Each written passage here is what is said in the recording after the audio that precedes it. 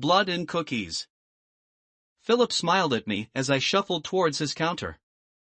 Morning, Frank, how can I help you? Good. If Philip was in a cheerful mood, that would make this much easier.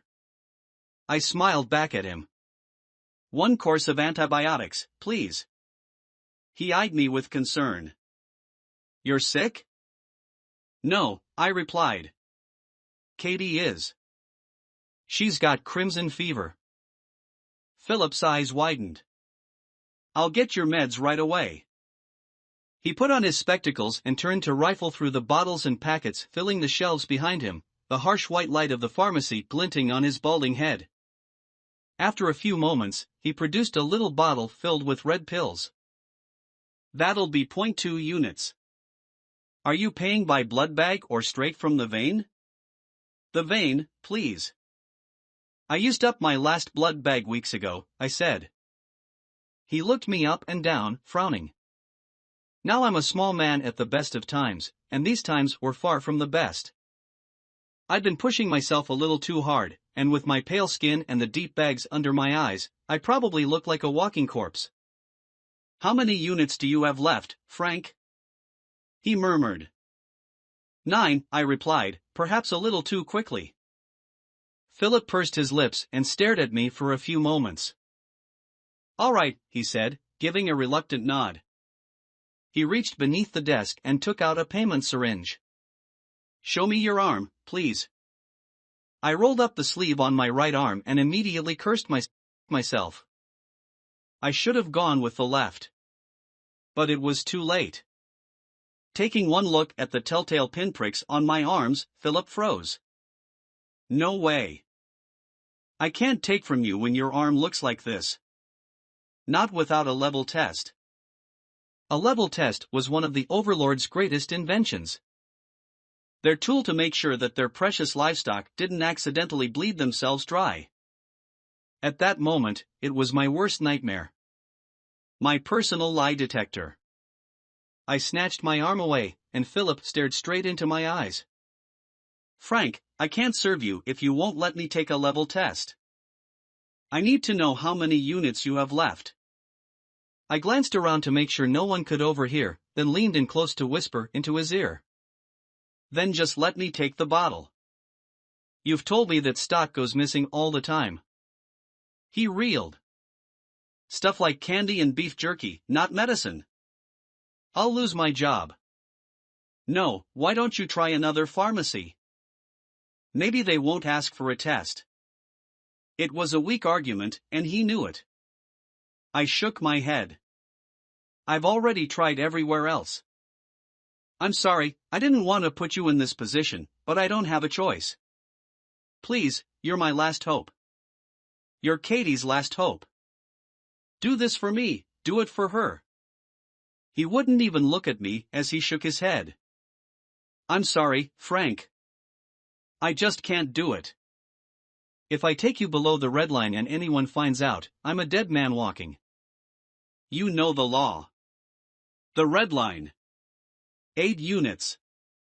The minimum reserve of blood we have to hold back. The concrete law set down by the overlords to protect their blood supply.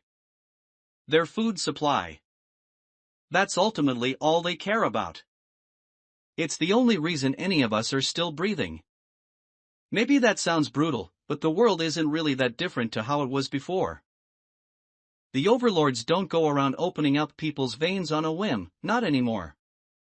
They quickly found that keeping society running as normal was much more effective. So how do they get their blood? The same way the powerful always get what they want, money.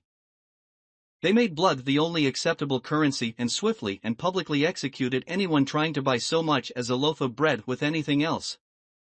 It worked like a charm.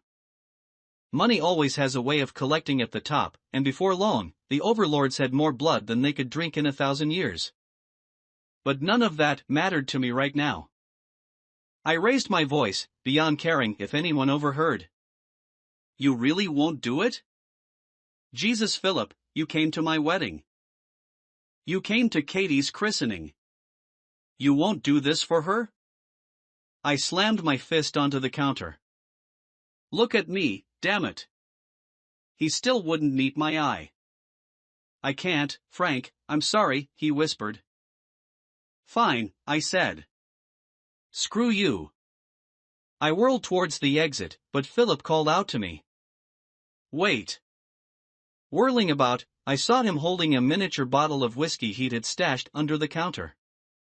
He offered it to me. At least have a drink. You could definitely use it. Typical Philip. He wouldn't bend the rules to save a child's life, but drinking on the job? That was fine. Still, I snatched the bottle from his hand and stormed out the door into the smog-filled street. Ripping off the cap, I took a deep swig, stomped a few steps down the road, then screamed and hurled the bottle into the ground. It shattered, throwing whiskey and chunks of glass everywhere. Most of the glass disintegrated into dust, but not all of it. I spotted a particularly nasty shard about the length of my finger. Picking it up, I turned it over in my hand. It had a nice weight to it and was sharp, very sharp. As sharp as a knife. At that moment, it felt like a gift from the universe. A sign. I looked at the pharmacy, clutching the shard in my hand. I could take what I wanted now. What I needed. Philip was a coward. He wouldn't try to stop me. Sure, the police would be after me, but I could hide. They'd catch up to us eventually, but not before the medicine had time to work. I took a step towards the door. Katie will be all right without me. She'll be taken into care. Another step. The overlords don't waste human lives. Our blood is too valuable for that. Another step. Although. I paused. I'd heard stories about some of those homes for parentless children. Bad stories. Stories of abuse and suffering. I took a step back. Then another. And another.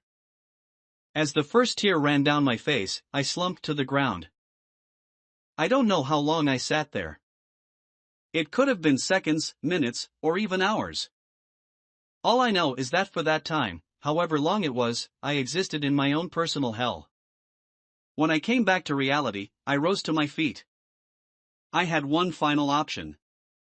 Another cashier had told me about a man he knew with a warehouse at the edge of town.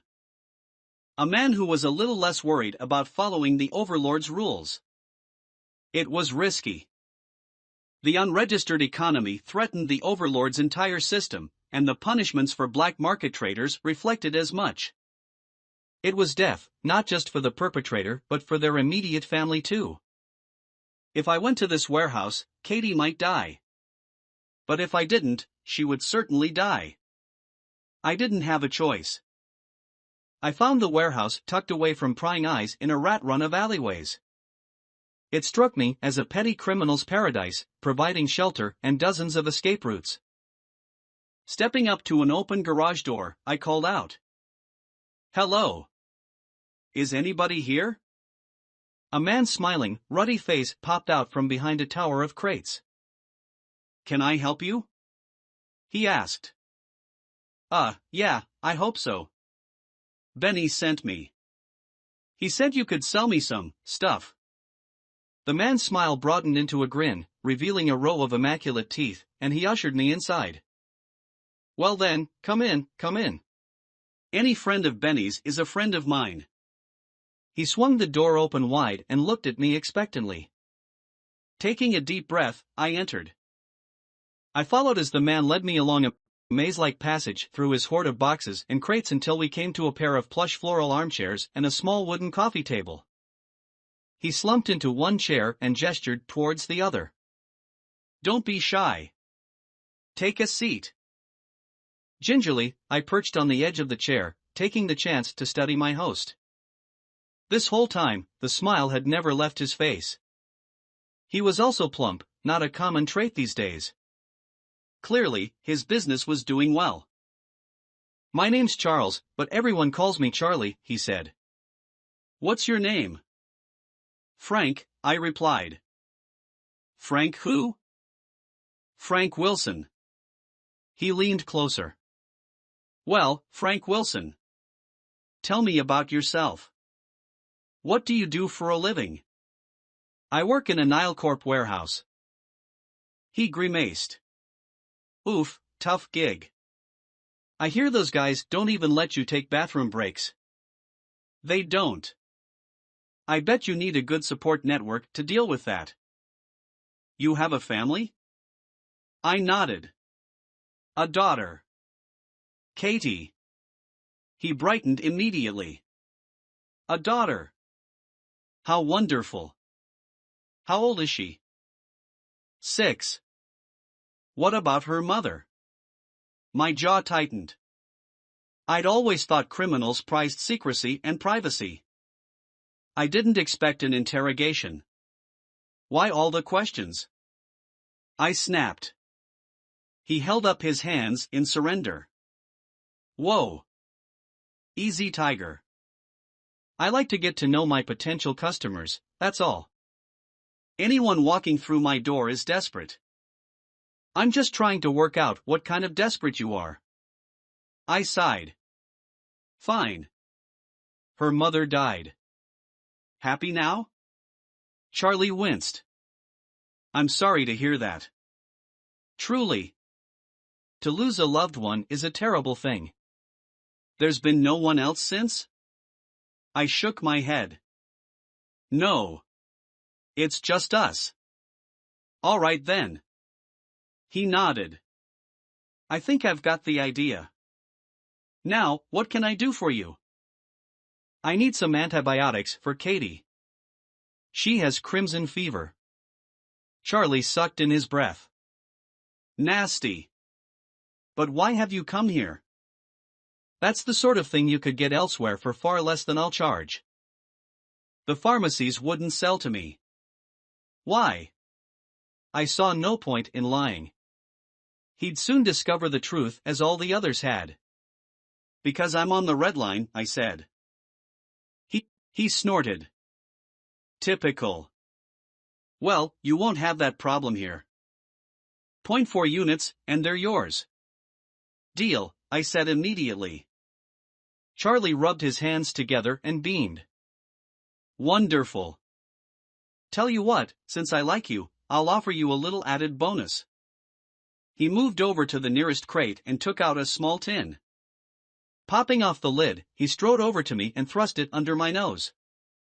The tin was filled to the brim with chocolate chip cookies. Here, he said.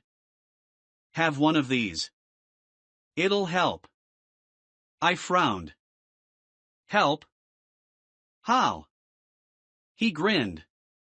There's iron powder baked into them. It'll strengthen your blood a bit. Make sure it has all the goodies it's meant to have.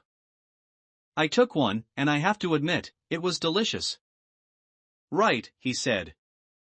I'll fetch the meds and my payment syringe. He bustled away, vanishing back into the maze of his stock. While I waited, I took the chance to study the room more closely. Charlie seemed to sell everything. I saw gun cases, cartons of cigarettes, crates of booze, and, yes, bottles filled with medicines of all kinds. It took me longer than I like to admit to realize it, but eventually, it hit me. Included in the many bottles stashed in this very annex were several types of antibiotics. In that case, what was taking Charlie so long? Surely he wasn't still looking for his payment syringe? I tried to rise, intending to search for him, only to find that my legs wouldn't respond. I tried again. Nothing. Frowning, I pushed down on the arms of the chair, trying to leverage myself up. I succeeded, only to fall as my legs gave out beneath me. Lying flat on my face, I heard a chuckle as Charlie stepped out from behind one of the crates. A broad smile still split his face, but it was now more leer than anything else. Good. I was beginning to think you'd never even try to get up, he said. Eyes blazing with fury, I glared at him. What have you done to me? I demanded. He chuckled again. Lower body paralysis. Makes you a little more malleable. Though, to be honest, it might have been unnecessary. You look half dead anyway. The cookie. He nodded. Clever boy. Yes. The cookie. Why are you doing this? Charlie snorted. Why? You really think I make a living selling to sad sacks like you? At the blank look on my face, he snickered. You were never my client, dummy. You've always been the merchandise.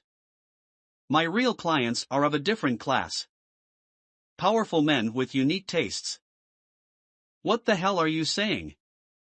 I'm saying you're about to be lunch. My face remained blank. Still, I didn't understand, and with a theatrical sigh, he explained. Not all the overlords are on board with this whole respecting mortal life deal. Some of them prefer a more organic meal. His grin somehow managed to widen. You're about to make me a hell of a lot of money. You won't get away with this, I said, though, in my heart, I knew it to be untrue. He laughed. Of course I will. Who's going to come and save you, little Katie? I don't think so. Mr. Henry will drink you dry, then I'll dump your body in some miserable slum, and the authorities will blame your death on a rabid renegade. They'll call it a tragedy, say some nice words, and then everyone will forget you ever existed. Charlie pulled me back into the armchair and I raised my head to face him, eyes wild.